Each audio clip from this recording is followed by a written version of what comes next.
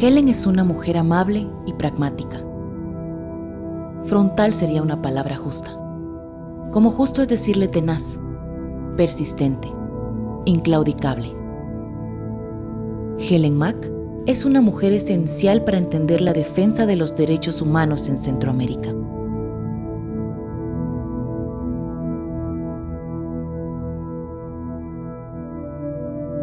Mi familia vino de la China. Soy segunda generación del lado paterno, si tú quieres, y tercera del lado materno. Éramos más una familia conservadora porque allá fueron expropiados y a mi papá lo iban a ejecutar aquí durante la época de Arbenz también. Y de ahí pues mi hermana toma maestra, ¿verdad? Que es más de servicio.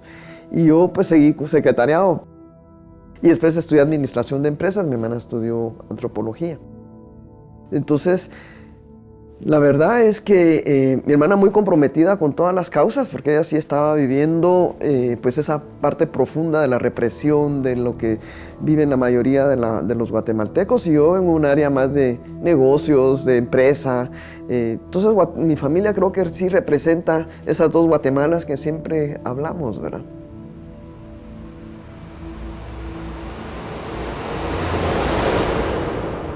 Por eso cuando matan a Mirna, era lo del claroscuro, ¿verdad? Las EPRs estando en el oscuro, es el asesinato de Mirna yendo hacia el claroscuro, y se da a conocer pues ese drama que vivían las EPRs, que no es nada más y nada menos que la política de tierra arrasada y esos sobrevivientes que se juntan a lo largo de la montaña por las condiciones infrahumanas en que estaban viviendo. Ella tiene la oportunidad de conversar con ellos y prácticamente empezar a tomar nota de los testimonios de ese genocidio que se dio en los años 80. Entonces, por eso cuando matan a Mirna, yo que no entendía mucho de todo esto, solo me agarra en la sorpresa. Obviamente te logra impactar, pero dijéramos la hazaña con que matan a Mirna, que son 27 puñaladas, eso también conllevaba un mensaje, ¿verdad? Cada vez que matan a alguien lleva un mensaje, así como a Mirna eran 27 puñaladas. En el caso de Monseñor Gerardi también era el caso a la cabeza, ¿verdad? Entonces, alguien que no estaba involucrada en esta clase de temas, pues sí, eso te produce, no solamente a mí, a mi familia, un shock bastante fuerte, ¿verdad? Por el caso de Mirna Mack, es que nos impactó a muchos que la conocíamos, porque Mirna Mack era una antropóloga, una persona que trabajaba con la población indígena, que certificaba la brutalidad cometida contra los pueblos indígenas de Guatemala, y el modo de asesinarla y fingiendo que era un crimen pasional, etc. Yo creo que nos indignó profundamente a muchos, y en la medida de lo posible tratamos de ser solidarios con el caso de Mirna Mack. El 11 de septiembre de 1990, a 4 años de haber sido electo el primer presidente de la era democrática de Guatemala, miembros del ejército asesinaron a Mirna Mack por sus investigaciones sobre los desplazados internos. Habían transcurrido largos años de una sangrienta guerra que dejó más de 200,000 víctimas entre muertos y desaparecidos. Centroamérica era un campo minado, el violento jardín trasero de la Guerra Fría. En esa avalancha de muerte y terror, el crimen de Mirna Mack se convierte en un parteaguas. Helen Mack empezó una cruzada por la justicia.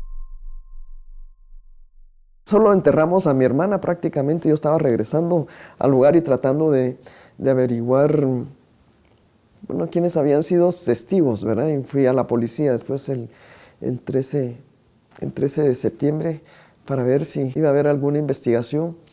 Entonces me toma un mes poder pasar el shock primero y después de estar averiguando, bueno, ¿y qué son los desplazados? Entender esa otra Guatemala. Llega a mi oficina en Avanzo y me pregunta, Edgar, explícame qué pasó y qué podemos hacer. Entonces, le dije, yo no tengo muy claro qué podemos hacer, pero sí sé que no podemos hacer. Y es dejar que el nombre de Mirna sea una estadística más entre las miles, decenas de miles de víctimas que el sistema ha triturado y que hasta les da despojado de su identidad, de su nombre. Son un número más. Y así fue como lo hicimos. Yo me encargué de lo internacional. Helen trabajó muy diligentemente el sistema y la ODA nos acompañó. El silencio fue la marca de las décadas de los 80 y 90 en Centroamérica, pero el asesinato de Mirna hizo ruido. Mientras en el extranjero círculos académicos y universidades se pronunciaban indignados por el crimen, en Guatemala las organizaciones de derechos humanos y algunos sectores de la iglesia exigían justicia. Helen, a sus 38 años, da un giro a su vida y empieza a recorrer los pasillos de tribunales y ministerios. Ella entró en el perverso laberinto de un sistema judicial diseñado para la impunidad. Y el requerimiento que ella hace y que a mí me impacta es: quiero justicia.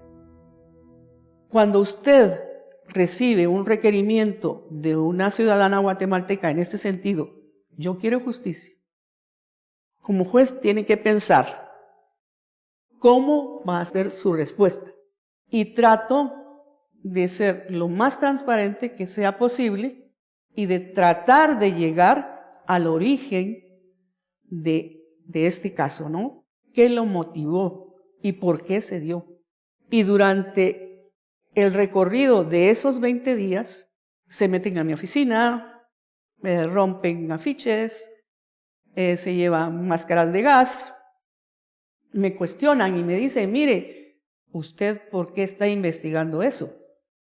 Cuando usted como juez le dicen ¿por qué está investigando?, se cuestiona y dice: ese es mi trabajo. Obviamente no habían abogados, nadie quería un caso como el de Mirna.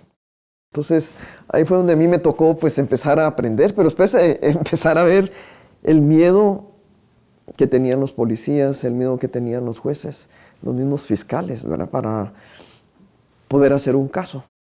Estábamos inmersos en un conflicto armado y ese conflicto armado tenía repercusiones sobre el Poder Judicial porque estábamos prácticamente aislados. La gente se desaparecía, nosotros no teníamos ninguna información sobre eso y habían combates en el interior del país. Era el gobierno de Vinicio Cerezo, pero era un régimen democrático tutelado por los militares que se reservaban para su teoría de la seguridad nacional el manejo de todo el sistema de seguridad. Entonces, los planes de guerra no eran ni consultados ni aprobados por la autoridad democrática, el presidente. Entonces, no estaban preguntando quién era culpable y quién no, sino quién podía parecer que estaba cruzando la línea prohibida. Y allí Mirna se convirtió en lo que denominamos un blanco de oportunidad. En aquel momento, la defensa de los derechos humanos era de emergencia. Una lección importante fue la pérdida de miedo ante los militares. Es decir, una vez que se logra combinar apoyos internacionales con una presencia local fuerte e insistente, la gente acaba perdiendo miedo a los militares. Por tanto, en Honduras durante esa época se vivió una época oscura en donde los principales responsables son dos actores: un actor internacional representado en la Embajada de Estados Unidos y un actor nacional representado en las Fuerzas Armadas, que realmente eran los que tenían el control absoluto de la institucionalidad en ese momento. Sin saberlo nosotros, iniciamos lo que ahora se denomina litigio estratégico. Es decir, que no solamente estás buscando salvar la vida y denunciar, sino que estás buscando hacer justicia, pero no lo haces de una manera espontánea, sino que generas todo un análisis de contexto, de herramientas a emplear, o sea, incluyes una serie de factores que son los que entran en un proceso judicial. Nosotros ni siquiera conocíamos esa expresión. Yo creo que me hice escuchar porque ¿quién se le ocurría en medio del conflicto armado presentar una denuncia, empezar a buscar justicia en medio del conflicto armado y estarlo? Para la prensa creo que los medios de comunicación fueron muy importantes. La sorpresa de que alguien dijera sí, fue el ejército el que mató a Mirna, sí, hay que investigarlo. El caso Mac abrió el camino a los procesos judiciales en defensa de los derechos humanos en Guatemala. Un proceso largo, tortuoso y lleno de momentos dolorosos. como el asesinato de Mario Mérida, un policía que investigaba el crimen de Mirna, o las reiteradas amenazas y campañas en contra de Helen, quien durante largos años ha tenido que hacerse acompañar de una escolta. Se acababa de dar el asesinato de los jesuitas en El Salvador en el año 89. Y como nosotros no teníamos abogados aquí, quien nos apoyara, es la UCA, quien nos manda un asesor de ellos en el caso de los jesuitas, que es argentino, lo mandan para ver cómo nos puede apoyar en el caso. Yo me acuerdo que un guatemalteco llegó poco después del asesinato, fue cuando mataron a Mirna Mack, y él llegó a consultar qué es lo que habíamos hecho, con qué contactos teníamos en Estados Unidos, a quién conocíamos en la Comisión Interamericana de Derechos Humanos, etcétera, ¿verdad? Sí, yo creo que significó un relativo avance en los modos de proceder en contra de las graves violaciones de los derechos humanos y una conciencia de que se podía encontrar solidaridad internacional importante, que en el caso de los jesuitas sí fue muy, muy fuerte. Entonces, ya ahí dijéramos, ya con una asesoría o con un apoyo también de un argentino que había sido secuestrado y torturado en el ESMA y que estaba apoyando el caso de los jesuitas, también empezamos a compartir las experiencias, ¿verdad? Mientras impulsaba el proceso judicial contra los autores material e intelectuales del crimen de su hermana, la figura de Helen Mack fue tomando protagonismo. En 1992 recibió el premio Right Livelihood, conocido como el Premio Nobel Alternativo, y en 1993 creó la Fundación Mirna Mack. Para lograr justicia por un caso, Helen descubrió que había que cambiar el sistema. 18 años de insistencia, 18 años de impulsar, de acompañar las iniciativas de otras tantas organizaciones de derechos humanos, hicieron que el sistema se transformara y la historia diera giros importantes. El punto de quiebre es el caso de Mirna en el 93, ¿verdad? La sentencia condenatoria a un especialista del ejército, cuando ya se está discutiendo también, y eso te demuestra la importancia de la necesidad de un cambio de sistema. Y entonces es aprobada creo que en el 93 o 94, ya se empieza a implementar el nuevo sistema, que es un acusatorio, en donde ya es más transparente el tema de la publicidad y la transparencia, dijéramos el tema de la prueba, que también es importante, la figura del querellante adhesivo y cómo ante las violaciones a los derechos humanos, las organizaciones de derechos humanos pueden ser querellantes adhesivos por el temor que tienen directamente las víctimas o los testigos de formar parte de un proceso, pero como un querellante adhesivo, que eso también lo pudimos demostrar, realmente es el motor para muchos de los casos, ¿verdad? Independientemente si son de violaciones a derechos humanos o no. El tema del Estado Mayor Presidencial es otro momento de quiebre, ¿verdad? De decir, bueno, ya no podemos seguir teniendo una instancia que concentre investigación y al mismo tiempo operatividad y ejecución, porque empiezan los abusos. Entonces la necesidad de diferenciar entre una inteligencia civil y una inteligencia militar, pero también una policía, ¿verdad? Que la misión de la policía es diferente a la misión de un ejército, pero que al día de hoy ese debate todavía continúa y no lo termina de seguir entendiendo la gente, ¿verdad? El haber eliminado los tribunales militares personales también es importante, ¿verdad?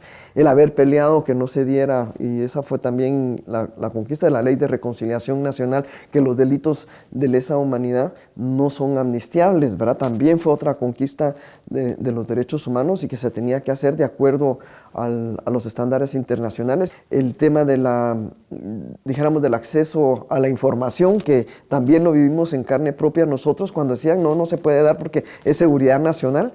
Entonces surge de ahí la ley de acceso a la información, que todavía falta mucho por desarrollar. El haber puesto a debate el tema del amparo, ¿verdad?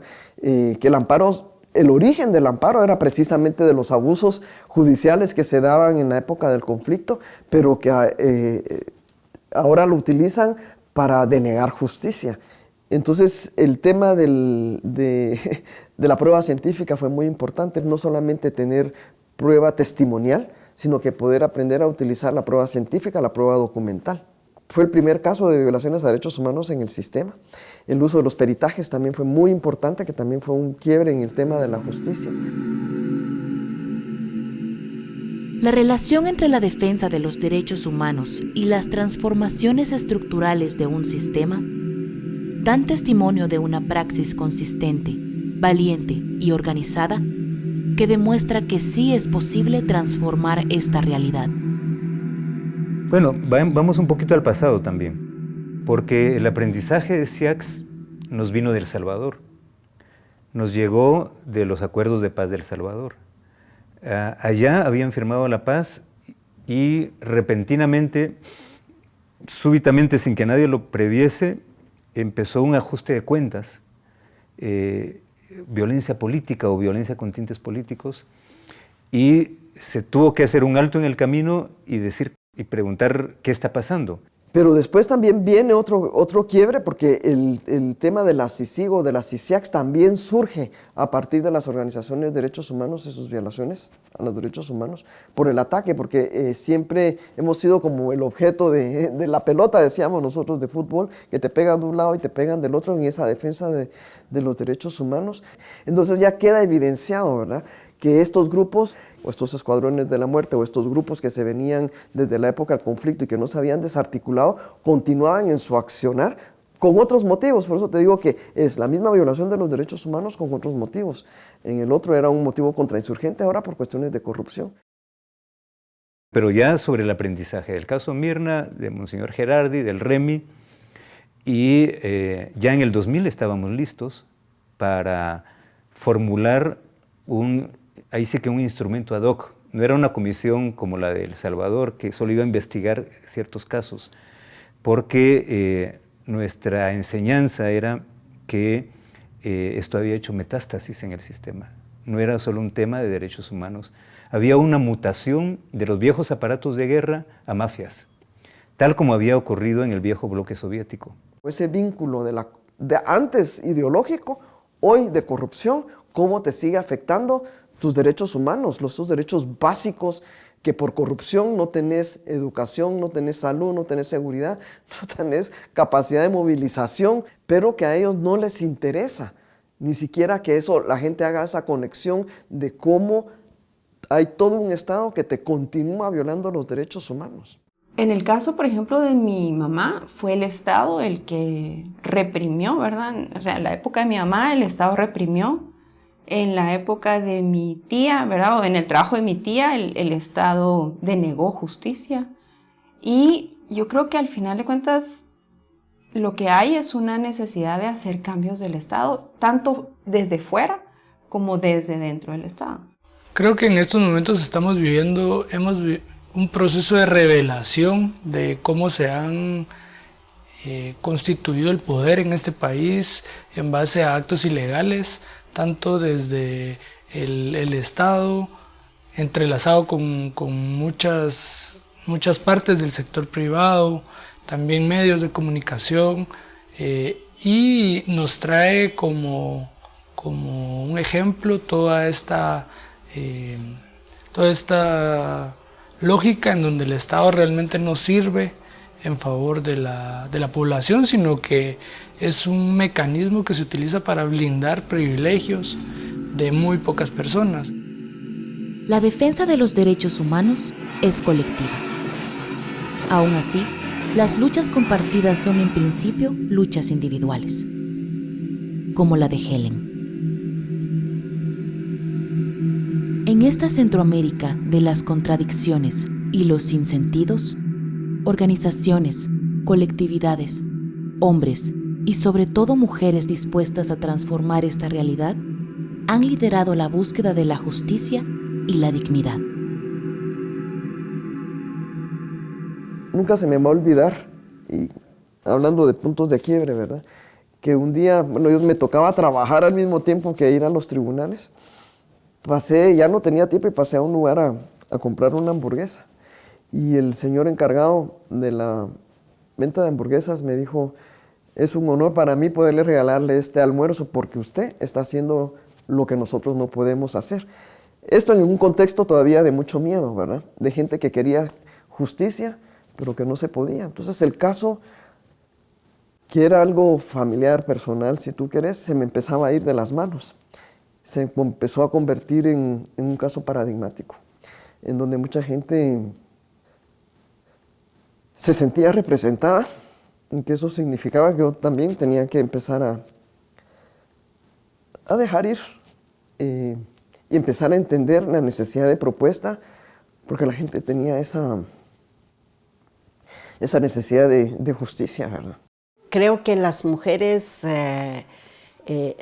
hemos arriesgado todo para poder encabezar todas estas luchas. Son mujeres las que levantaron la demanda por la desmilitarización. Son mujeres frente a la lucha contra la impunidad. Son mujeres defendiendo derechos humanos. Son mujeres demandando justicia.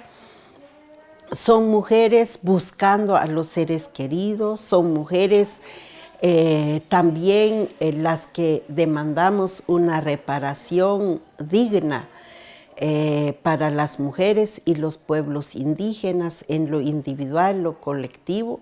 Antes yo molestaba, ¿verdad? Creo que hay una canción, ya no me acuerdo si de los Tigres del Norte, que decía que no sos monedita de oro para caerle bien a nadie. Y yo me he caracterizado por no ser diplomática, ni mucho menos, y decirle las verdades a quienes son. Esa independencia que he tenido, porque nunca he tenido estos lazos ni de militancia de un lado ni del otro, ¿verdad? Sino que ha sido una exigencia legítima, y creo que tengo la autoridad moral y legítima de todo el trabajo que hemos hecho, porque ha sido ganado con sudor. Y mi tía especialmente es una gran lección de perseverancia, ¿verdad? Eso es por un lado, ¿verdad? Como los procesos para que tengan resultados, aquí significa tener esfuerzos sostenidos y también una visión de largo plazo. Con Helen hemos trabajado, ella nos ha dado opiniones, nos ha ayudado a sistematizar casos. Ella, sin ser de pueblos indígenas, es solidario con nuestra lucha. En su demanda por la justicia, por el asesinato de Mirna Mac, allí estábamos en sus actividades. O sea que no la vemos ajeno a todo el trabajo, sino complementarios en toda la lucha. Ella hizo en una ocasión ejercicios espirituales en la casa donde yo vivía, en una casa de la que era yo responsable, y tuvimos unas buenas conversaciones en algunos ratos ya en la noche, que ella descansaba un poco de las jornadas de reflexión y de oración, y realmente me impresionó la fuerza con la que esta mujer se había comprometido con los derechos humanos. Y creo que esta lucha individual no tiene un fin, se va construyendo, se va desarrollando, se va ampliando.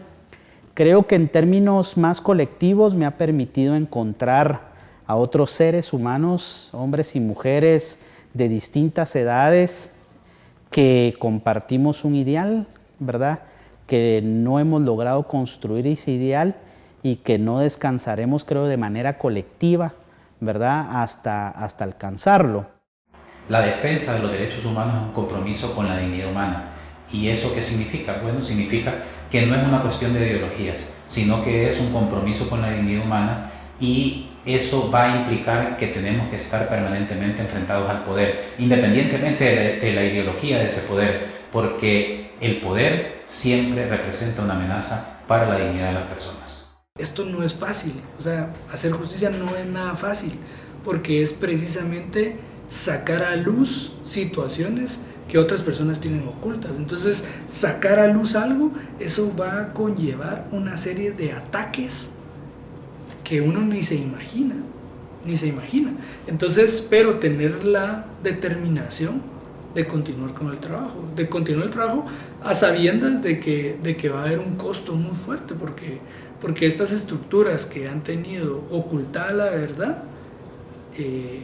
van a hacer todo lo posible para que esa verdad se mantenga en la oscuridad. Entonces, creo yo, conocer referentes de una lucha de mucho tiempo, creo que ayuda a las nuevas generaciones a entender que los procesos no son de 2, 5 años, sino son procesos que duran toda la vida. Cuando hace uno una mirada retrospectiva, que me toca hacer la de 28 años para acá, sí, las cosas han cambiado, ha valido la pena, hay muchos sinsabores, uno no lo puede negar, hay falta muchas cosas por hacer, creo yo creo que ya le toca a las nuevas generaciones, pues ya les toca esa responsabilidad, como digo, molestando muchas veces, ¿verdad? Yo ya he pasado al consejo de ancianos y acompañarles, porque ahorita las nuevas generaciones ya son otra cosa, piensan diferentes, formas de hacer de cosas diferentes, y a nosotros nos toca entenderlos, ¿verdad? Porque son ustedes los que están construyendo pues, la nueva Guatemala. Y a nosotros no nos resta más que acompañarles, compartir las experiencias, compartir lo que hemos vivido, y pues que en ese compartir nos podamos entender intergeneracionalmente para la construcción de un mejor país, que es lo que todos queremos, ¿verdad? Finalmente, un evento oscuro y doloroso como el asesinato de Mirna desencadenó en Helen una búsqueda inclaudicable por la justicia, que hizo de la tragedia no solo un motivo de lucha, sino de transformaciones estructurales, que junto al trabajo de organizaciones y activistas de la región han permitido que miles de violaciones a los derechos humanos encuentren justicia, pero también comunidad, comprensión y fuerza.